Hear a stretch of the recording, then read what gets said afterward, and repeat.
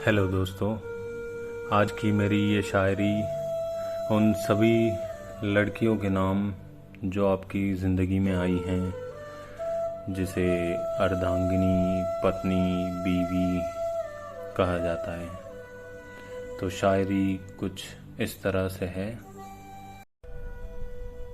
वो करती तो भी क्या करती, एक तरफ माँ बाप का प्यार रखा था, तो दूसरी तरफ वो इंसान जो उसके लिए अहमियत रखता था।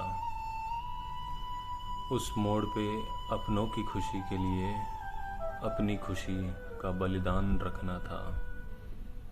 इसलिए उस लड़की ने माँ बाप के फिक्र के आगे मोहब्बत को कुर्बान रखा था।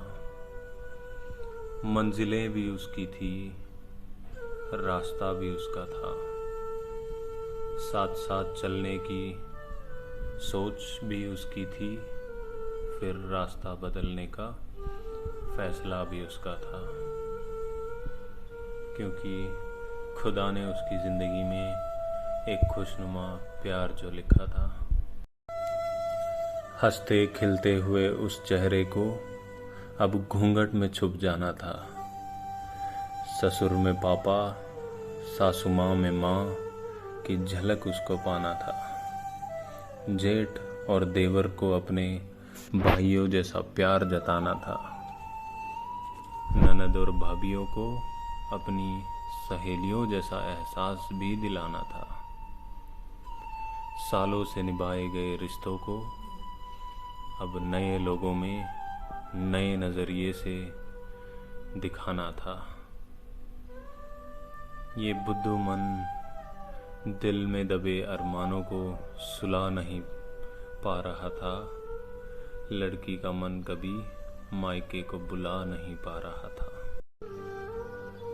अब अपने घर के साथ ससुराल की इज्जत का बोझ उन कंधों पे डाल दिया जाना था।